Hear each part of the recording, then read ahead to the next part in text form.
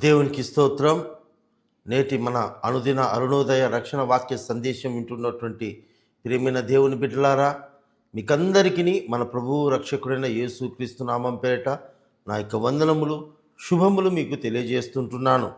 ఇదిన వాక్యమును మనం చదువుకుందాం. ప్రకటన గ్రంథము 7వ అధ్యాయము 17వ వాక్యములో నుండి, దేవుడే వారి కనుల నుండి ప్రతి బాష్ప బిందువును తుడిచివేయును. నేటి క్రైస్తవ జీవితాల్లో ఈ ఉదయకాల సమయంలో దేవుడు ఒక గొప్ప అద్భుతమైనటువంటి ధైర్యంనిచ్చే, బలపరిచేటువంటి వాగ్దానంను మనకు అనుగ్రహించుచున్నాడు.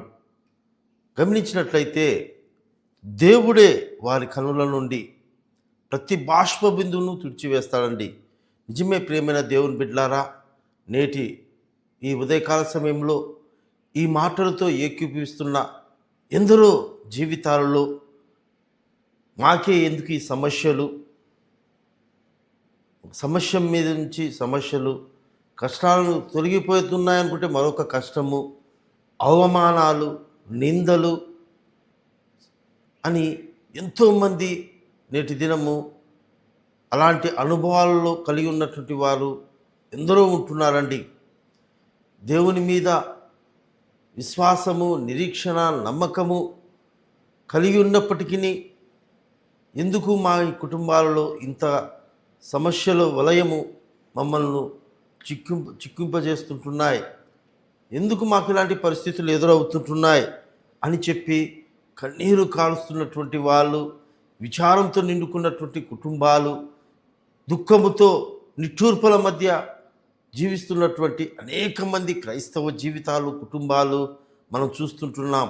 అయితే ప్రభు సెలవిస్తుంటున్నాడు, దేవుడే ఎవరైతే దేవుని యందు విశ్వసించారో, ఎవరైతే దేవుని నమ్ముకొని ఉన్నారో, ఎవరైతే దేవుని ఆధారం చేసుకుని ఉన్నారో, దేవుని కొరకు ఈ యొక్క లోకంలో సాక్షిగా జీవిస్తుంటున్నారో, దేవుని కొరకు నమ్మకంగా సేవ చేస్తుంటున్నారో, నమ్మకంగా భక్తి కలిగినటువంటి జీవితం కలిగి ఉన్నారో, వారి యొక్క ప్రతి బాష్ప బిందువును ఆయన తుడిచివేస్తాడు. ప్రేమైన దేవుని బిడ్డలారా, ఈ మాట ఒక మనిషి కాదండి, ఒక స్నేహితుడు కాదు, ఒక రాజు కాదు, స్వయాన ఈ లోకాన్ని కలుగజేసినటువంటి రాజులకే రాజు అయినటువంటి మన దేవుడు. ఆయనే ఒక నిరీక్షణ కలిగినటువంటి వాగ్దానమును మనకు దయచేస్తుంటున్నాడండి. ప్రతి చిన్న కన్నీటి చుక్కను కూడా ఆయన తుడిచివేస్తాడు. మనం ఆ యొక్క విశ్వాసం నుంచి మన యొక్క ఆయన యందు మనం మరింత ఆయనతో ఆధ్యాత్మిక జీవితంలో మరింతగా నమ్మకంగా కొనసాగించాలని ఈరోజు ఒకవేళ ఈ మాటలు వింటున్న నీవు నిరాశల మధ్య, నిస్పృహల మధ్య, నిట్టూర్పుల మధ్య విసిగి ఉన్నావేమో నీ యొక్క భక్తి జీవితాన్ని చూసుకొని, అయితే దేవుడు బలపరుస్తుంటున్నాడు. ఆయన తప్పకుండా నీ ప్రతి బాష్ప బిందువును తుడిచివేస్తాడండి. అది నీ యొక్క ఆర్థిక సమస్య అయినా సరే, అది నీ యొక్క ఉద్యోగ సమస్య అయినా సరే, అది ఆరోగ్య సమస్య అయినా సరే, కుటుంబంలో ఎలాంటి పరిస్థితి అయినా సరే, దేవుడు తప్పకుండా నీ యొక్క కన్నీటి బాష్ప బిందువును ఆయన తుడిచివేస్తాడండి. ఆయన చూచుచున్న దేవుడు. ఆయన ఎవరిని కూడా ఆయన నిర్లక్ష్యం చేసే దేవుడు కాదండి. ప్రతి ఒక్కరిని కూడా ఆయన ఆదరించే దేవుడు, ఆయన కనికరము చూపే దేవుడు, దయ చూపే దేవుడు అండి. మంచి దేవుడు మన దేవుడు. ప్రియమైన దేవుని బిడ్డలారా, ఆయన ప్రేమ మన పట్ల ఎంత ఉందనేది ఆయన మనకు ముందే తన ప్రేమను వ్యక్తపరుచుకున్నాడు. మనలందరినీ రక్షించుట కొరకై తన కుమారుని యేసుక్రీస్తు ప్రభుల వారిని ఈ లోకానికి పంపించి ఆ నిత్య జీవం నుంచి, శాశ్వతమైనటువంటి శిక్ష నుంచి మనల్ని తప్పించి శాశ్వతమైనటువంటి నిత్య రాజ్యంలోనికి మనకు వారసులుగా చేటుకు తన కుమారుని ద్వారా మనకు అనుగ్రహించబడి ఉన్నాడు. ఇది సత్యము, ఇది యథార్థతమైనటువంటి వాగ్దానం అండి. ఆయన తప్పకుండా మన దేవుడు మనల్ని రక్షిస్తాడు, కాపాడుతాడు.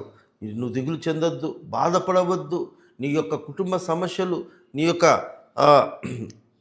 ఇహలోకంలో ఉంటున్నటువంటి పరిస్థితులను చూచి నువ్వు కుంగిపోవద్దు. ఎందుకంటే ఈ లోక సంబంధి అపవాదైన సాతాను, ఈ అపవాదైన సాతాను మన విశ్వాస జీవితంలో మనము జీవిస్తున్నటువంటి ఈ యొక్క దేవుని యందలి భయభక్తుల జీవితానికి వ్యతిరేకంగా మనల్ని తిరిగి మన రాజ్యంలోనికి, ఆ నిత్య నరకంలోనికి మనల్ని ఆ అబద్ధ కోరివాడు, వాడు ఒక మోసగాడు, ఒక అన్యాయస్తుడు, ఒక దుర్మార్గుడు సాతానంటే, వాడు తిరిగి మనల్ని బలహీనపరిచి దేవునికి దూరం చేసి వాని యొక్క రాజ్యంలోనికి మనల్ని తీసుకుని వెళ్ళాలనేది వాని ఉద్దేశం. అందునిమిత్తమే వాడు మన మధ్యకు సమస్యలు, మన మధ్యకు ఆ ఇబ్బందులు, కష్టాలనే అడ్డంకులు మన మధ్యకు తీసుకొని వస్తుంటున్నాడు.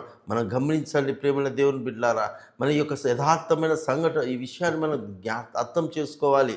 మనం ఎదురుతున్నటువంటి సమస్యలు, కష్టాలు, బాధలు దేవుని ద్వారా వచ్చేటివి కాదు. మన యొక్క విశ్వాసాన్ని బట్టి, మన క్రైస్తవ జీవితాన్ని బట్టి, మన భక్తిని బట్టి మనకు అపవాది తీసుకొని వస్తున్నటువంటి ఈ యొక్క పరిస్థితులు. కనుక ఆ పరిస్థితులను చూసి మనం జడియకూడదు, ఆ పరిస్థితులను చూసి మనం భయపడకూడదు, ఆ యొక్క పరిస్థితులను చూసి తిరిగి మనము లోకమనే వెనుకకు మనం తిరగకూడదు. ప్రేమైన దేవుని బిడ్డలారా, ఆయన వైపే చూస్తూ ఆయన ఎందే విశ్వసించాలి. మనం యోబు జీవితంలో గమనించినట్లయితే మనం చూస్తామండి, యోబు అనేవాడు ఒక మంచి నీతిమంతుడు, దేవుని యందు భయభక్తులు కలిగినటువంటి యథార్థవంతుడు అండి. ఆ దేశంలో అతనంత భక్తిపరుడు వేరొకరు లేడు. అయితే అపవాదైన సాతాను యోబు మీద దృష్టి పడిందండి. ఎలాగైనా సరే యోబుని తిరిగి తన భక్తి జీవితాన్ని పోగొట్టాలని ఆయనను ఎంతగానో బాధ పెట్టాడు, ఎంతగానో నష్టపరిచాడు, ఎంతగానో మాటల చేత అవమానపరచబడ్డాడు, గాయపరచబడ్డాడు, తన ఆరోగ్యము సమస్తము కోల్పోయాడండి. అయితే యోబు ఆ యొక్క దుఃఖములో కూడా, ఆ బాధలలో కూడా, ఆ కన్నీటి సమయంలో కూడా దేవుని ఒక్క మాటను కూడా తన యథార్థను విడిచిపెట్టలేదు, తన భక్తి జీవితాన్ని విడిచిపెట్టలేదు. దేవుని కొరకు నిలబడ్డాడండి. చివరికి ఆ యొక్క భక్తి, ఆ యొక్క యథార్థత సాతానును ఓడించింది. దేవుడు యోబుకు తోడుగా ఉండి అన్ని పరిస్థితుల్లో కూడా దేవుడు యోబుకు చాలినంత కృపనిచ్చి తిరిగి కోల్పోయిన దానికంటే, నష్టపోయిన దానికంటే, బాధపడిన దానికంటే, అవమానపరచబడిన దానికంటే రెండంతల దీవెన, ఆశీర్వాదము దేవుడు అనుగ్రహించి యోబు యొక్క ప్రతి బాష్ప బిందువును కూడా తుడిచివేశాడు.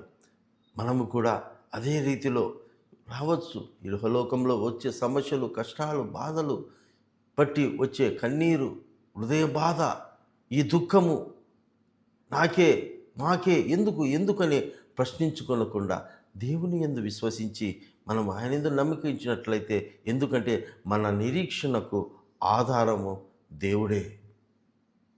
ఆయన తప్పకుండా మన పట్ల కృప చూపుతాడు. కనుక ఈ మాట వింటున్నటువంటి నీ జీవితంలో ఒకవేళ నిరుత్సాహం మధ్య, నిస్పృహల మధ్య, నిస్సహాయత స్థితిలో నిలిచి ఉన్నట్లయితే ఈ వాక్యం ద్వారా నువ్వు బలపడ్డావని నమ్ముచున్నాను. నీ యొక్క విశ్వాస జీవితము తిరిగి బలహీన స్థితిలోంచి బలము పొందుకున్నదిగా నేను నమ్ముచున్నాను.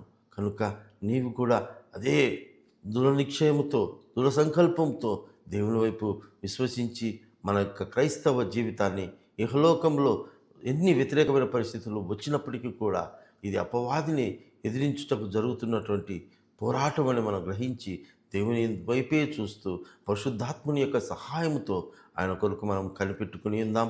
అట్టి కృప పరిశుద్ధాత్మ దేవుడు మనందరికీ దయచేయునుగాక.